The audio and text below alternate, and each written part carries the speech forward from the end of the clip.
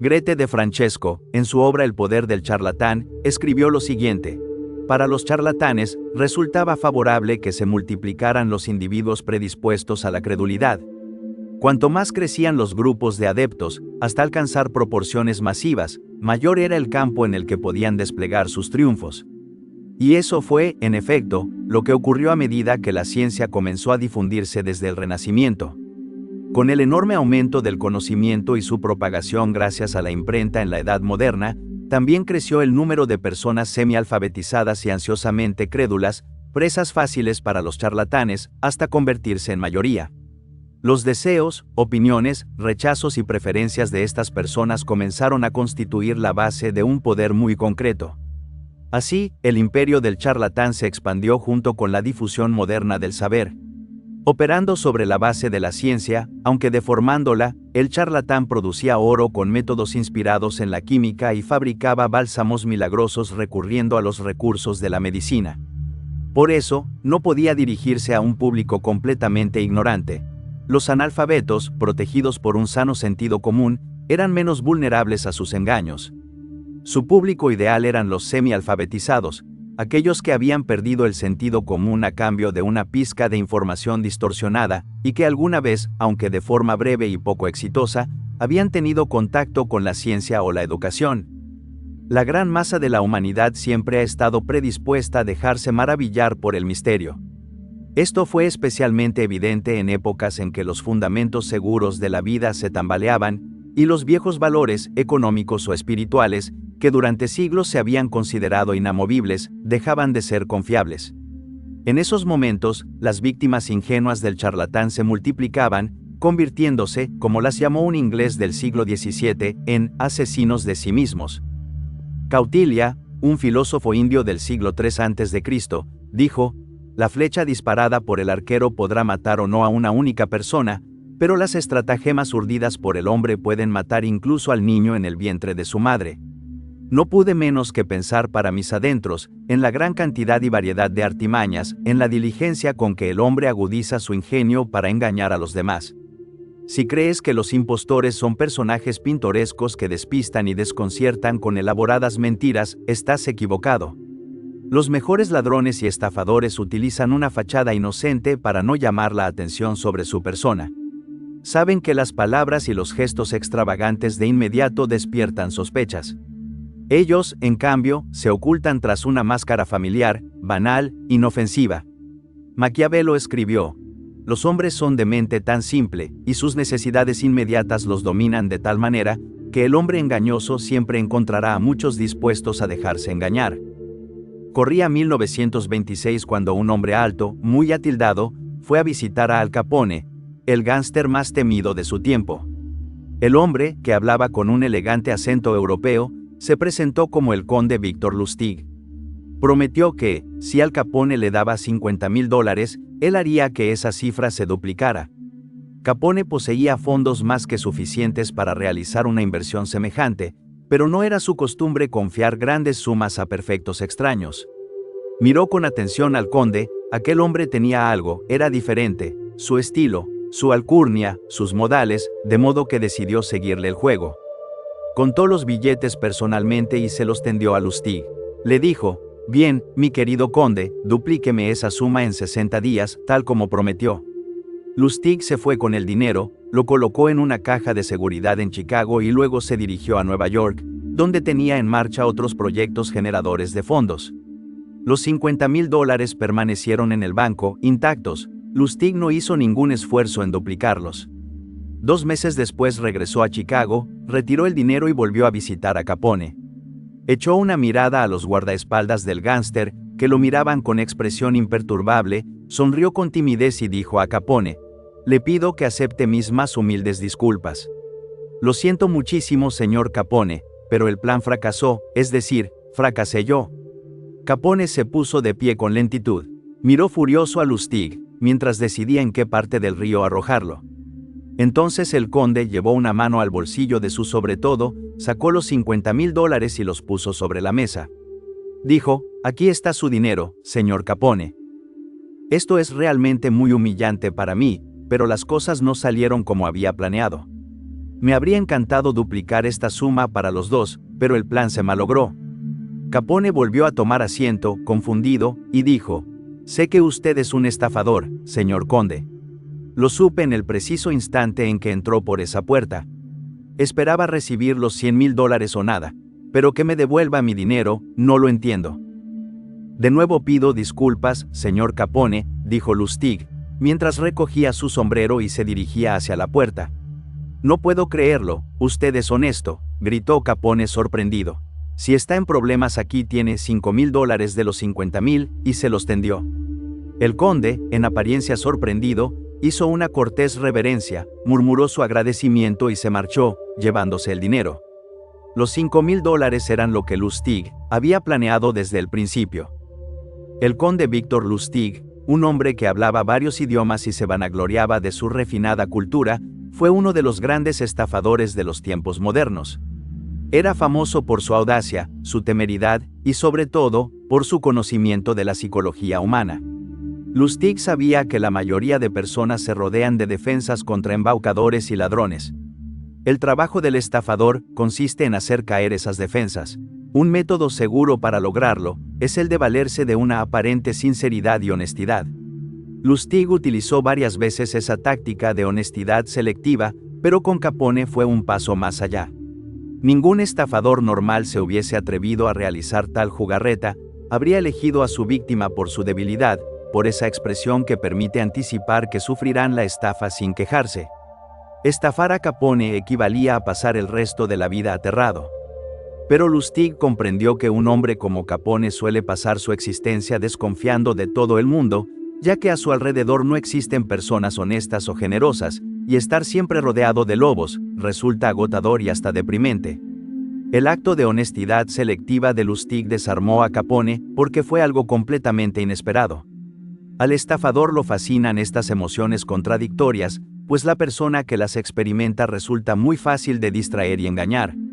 Hace más de 3,000 años, los antiguos griegos cruzaron el mar para rescatar a la bella Helena, raptada por París, y para destruir la ciudad de Troya.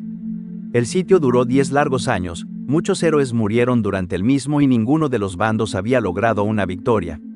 Cierto día, el profeta Calchas reunió a los griegos y les dijo: «Dejen de asediar las murallas de Troya. Deben encontrar otra forma más ingeniosa para entrar en la ciudad, ya que nos es imposible tomar Troya simplemente por la fuerza. Tenemos que encontrar alguna estrategia más hábil». Al astuto jefe griego Ulises se le ocurrió la idea de construir un gigantesco caballo de madera, en cuyo interior podrían ocultarse soldados, y ofrecerlo a los troyanos en señal de buena voluntad. El engaño resultó exitoso, y Troya cayó. Quizás no haya figura más cuestionada en la literatura que la del estafador o embaucador, presente en diversas formas dentro de muchas culturas. Esta figura es ingeniosa y engañosa, a menudo encarnada por el ladrón, el tramposo o el embustero. Los relatos de estafadores existen desde la antigüedad, y se ha dicho que existen en el fundamento mismo de la civilización y la cultura. Las víctimas de estafadores o charlatanes suelen ser personas que no son conscientes del ladrón interno, han sido engañadas por su propia ingenuidad, codicia o autoengaño. También existen quienes, creyendo sinceramente que están ayudando a los demás, terminan estafándolos sin saberlo. Por otro lado, el ladrón puede manifestarse como alguien que no miente, sino que dice la verdad, aunque probablemente no le creamos. El ciclo del estafador corresponde al periodo más temprano y menos desarrollado de la vida. Es una figura cuyas apetencias físicas dominan su comportamiento, en otras palabras, tiene la mentalidad de un infante. Carece de propósito más allá de la gratificación de sus necesidades primarias, es cruel, cínico e insensible. El estafador o embaucador se rebela contra las restricciones y las autoridades. Tal como el ello, ese componente instintivo e inconsciente presente desde el nacimiento, fuente de gratificación inmediata, necesidades corporales, impulsos emocionales y deseos, está en constante conflicto con el superyo, la instancia que encarna la internalización de las normas culturales y que nos impulsa a actuar de forma socialmente aceptable. Podemos engañar a otros o ser engañados, pero nunca podemos engañarnos verdaderamente a nosotros mismos. Los orígenes, la vitalidad y la permanencia de una cultura requieren la existencia de figuras cuya función sea revelar y perturbar aquello sobre lo que dicha cultura se sostiene. Sin el caos, la sociedad pierde su impulso cultural. El sistema se vuelve rígido, obsoleto y puramente burocrático. A pesar de toda su conducta disruptiva, los ladrones son regularmente honrados como los creadores de la cultura. Se piensa en ellos no solo como quienes robaron ciertos bienes esenciales del cielo y los entregaron a la humanidad, sino también como quienes ayudaron a moldear este mundo para hacerlo un lugar hospitalario para la vida humana. La persona que parece demasiado amable o pura por fuera, pero reprime sus verdaderas emociones, puede de repente volverse autodestructiva o involucrarse en comportamientos pecaminosos. Intuitivamente, podemos sentir que existe algo extraño en esa persona y que está usando una máscara. Dado que el estafador rompe con las convenciones, suele ser representado de manera negativa. Sin embargo, encarna tanto un aspecto luminoso como uno oscuro. El ladrón no se rige por valores morales ni sociales, se deja llevar por sus pasiones y apetitos. Y sin embargo, es precisamente a través de sus acciones que los valores comienzan a surgir. La moralidad es una estructura de la sociedad y de la conciencia del ego. El inconsciente no juega bajo nuestras reglas. Como seres humanos, luchamos por entender la paradoja, la contradicción, y por captar la posibilidad de que una armonía subyacente sostenga la dualidad aparente. Podemos identificar la energía del ladrón por su naturaleza cambiante y sus acciones incendiarias. Sea cual sea su forma, se trata de un ser primordial, del mismo orden que los dioses y héroes mitológicos. En la mitología griega, Prometeo es un ladrón que robó el fuego divino para entregárselo a la humanidad, lo que provocó la ira de los dioses, pues consideraban que los humanos aún no estaban preparados para usar ese principio de forma creativa y desinteresada. Una de las figuras más conocidas de la mitología nórdica es Loki, el dios del engaño. Mediante mentiras y artimañas, provoca la muerte de Balder, el más amado entre los seres divinos. Ese crimen fue entendido como el comienzo de una cadena de eventos que conduciría al Ragnarök, la caída de los dioses y la destrucción del cosmos que ellos mismos sostenían. La deidad griega Hermes es tanto un alborotador y ladrón como un creador benéfico que trajo el fuego y la música al reino humano. Sin embargo, su estatus divino no estaba asegurado desde su nacimiento. Vino al mundo como un forastero, pero aspiraba a ser reconocido entre los grandes del Olimpo. Gracias a sus primeras hazañas, como el robo del ganado de Apolo, logró conseguir la admiración de los dioses y asegurar su lugar indiscutido en el monte Olimpo, el hogar de los dioses griegos. Al entender mejor al embaucador o estafador, nos comprendemos mejor a nosotros mismos. Cuando describimos los fenómenos relacionados con esta figura, en realidad estamos describiendo partes de nuestra propia psique. Es un espejo de la mente, común a toda la humanidad, que en algún momento de nuestra historia nos ofreció una imagen del mundo y de lo que somos. El psiquiatra y psicólogo suizo Carl Jung llama al embaucador una figura arquetípica. Es parte del inconsciente colectivo, una estructura heredada y universal presente en todos, que es más profunda que la capa del inconsciente personal, formada por la experiencia recogida a lo largo de la vida. Los arquetipos son patrones o impresiones primordiales de la experiencia de nuestros antepasados, la fuente primaria de símbolos psíquicos que atraen energía, la estructuran y conducen finalmente a la creación de la civilización y la cultura. El mito del embaucador refleja una etapa más temprana y rudimentaria de la conciencia, una personificación colectiva que es producto del conjunto de individuos, y que cada persona acoge como algo que le es familiar, lo cual no ocurriría si se tratara solo de un crecimiento individual. Si el mito no fuera más que un remanente histórico, habría que preguntarse por qué no ha desaparecido hace tiempo en el gran basurero del pasado, y por qué sigue influyendo incluso en los niveles más altos de la civilización. El embaucador, ladrón o estafador remite a una etapa primitiva de la conciencia, una anterior al pensamiento racional, donde el mito comenzaba a tomar forma para explicar el mundo. Solo cuando nuestra conciencia alcanzó un nivel superior, pudimos separar ese estado anterior de nosotros mismos y decir algo sobre él. Este arquetipo personifica a un ser cósmico primitivo, de naturaleza divina y animal, por un lado, superior al ser humano debido a sus cualidades sobrehumanas, por otro, inferior a él por su inconsciencia. Para Jung, el embaucador, estafador o embustero forma parte de la sombra, y son peligrosos en la medida en que los mantenemos ocultos para nosotros mismos y los proyectamos en los demás. Él escribe, el embaucador es una figura colectiva de la sombra, una suma de todos los rasgos inferiores del carácter en los individuos. Dado que la sombra individual nunca está ausente como componente de la personalidad, la figura colectiva puede construirse continuamente a partir de ella. No siempre, por supuesto, como una figura mitológica, sino como consecuencia de la creciente represión y el descuido de los mitologemas originales, convirtiéndose en una proyección correspondiente sobre otros grupos sociales y naciones. La energía colectiva del estafador está presente en alguien que parece un líder, pero que en realidad es un gran farsante, alguien que convence al pueblo prometiendo verdades, pero entregando mentiras. Esta figura aparece, desaparece y reaparece a lo largo de toda la historia humana. Creemos que el peligro está en quien intenta entrar en nuestra casa, pero poco sabemos sobre los peligros de la parte desconocida y reprimida de nuestro ser, que, al no ser reconocida, nos hace perdernos. En lugar de que el grande ayude al humilde, este arquetipo, según Jung, invierte esto y se disfraza de alguien muy humilde, pero esta persona humilde supera al llamado grande, a aquel que tiene un ego inflado. En la alquimia, el arquetipo del embaucador se manifiesta como el esquivo símbolo de Mercurio, el equivalente romano de Hermes. Jung escribe, una curiosa combinación de motivos típicos del embaucador puede encontrarse en la figura alquímica de Mercurio, por ejemplo, su gusto por las bromas astutas y las travesuras maliciosas, sus poderes como cambiaformas, su naturaleza dual, mitad animal, mitad divina, su exposición a todo tipo de torturas, y por último, pero no menos importante, su aproximación a la figura de un Salvador. En comparación con la pureza y unidad del símbolo de Cristo, Mercurio es ambiguo, oscuro, paradójico y profundamente pagano. Por tanto, representa una parte de la psique que ciertamente no fue moldeada por el cristianismo y que de ningún modo puede expresarse mediante el símbolo de Cristo. Por el contrario, como hemos visto, en muchos aspectos señala al diablo, quien se sabe que a veces se disfraza de ángel de luz.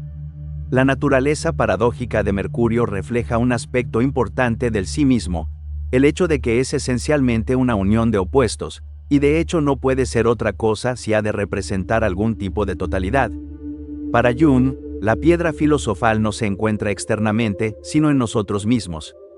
Esto recuerda a lo que sostenía Aristóteles en su Ética a Nicómaco, donde afirma que la virtud consiste en alcanzar un punto medio entre dos extremos viciosos, uno por exceso y otro por defecto. De esta manera, por ejemplo, la verdadera confianza se halla entre la timidez o autodepreciación y la arrogancia o vanidad. Los ladrones, estafadores y embaucadores siempre están presentes, tratando de mostrarle a la cultura su sombra y los cambios inevitables que se avecinan.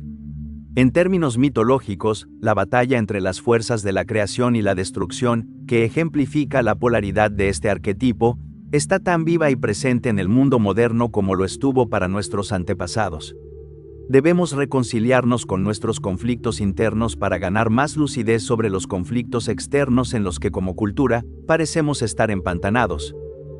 La integración de este arquetipo nos permite trascender el dominio de un ego egocéntrico hacia una nueva forma de vivir, en la que actuamos con integridad y nos relacionamos de manera auténtica con los demás.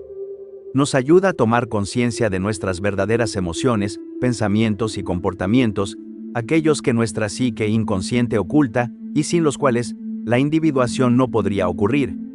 En otras palabras, el embaucador facilita el descubrimiento de nuestro ser, la totalidad de nuestra personalidad que integra los opuestos de la conciencia y el inconsciente, manteniendo todo en equilibrio y unidad. Esto puede deberse a que encarna patrones fundamentales con los que luchamos ferozmente, pero que necesitamos reconciliar dentro de nosotros mismos y en nuestro entorno.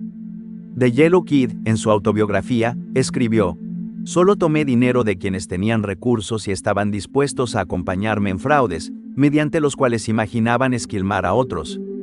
Querían el dinero por amor al dinero mismo. Yo lo quería por los lujos y los placeres que me brindaba. Ellos rara vez se preocupaban por la naturaleza humana, de hecho, sabían poco de su prójimo, y les importaba aún menos. Si hubieran estudiado con más interés la naturaleza humana, si hubieran dedicado más tiempo a la compañía de sus congéneres, y menos a la casa del omnipotente dólar, no habrían resultado tan fáciles de engañar. Las personas hábiles e inteligentes nunca olvidan que lo que normalmente se ofrece gratis, casi siempre es una trampa. Los amigos que ofrecen favores sin pedir pago alguno, tarde o temprano querrán algo mucho más caro que el dinero que tú les habrías dado. La ganga esconde problemas, tanto materiales como psicológicos. Tentar a alguien con una ganga es el pan de cada día del ladrón y el estafador.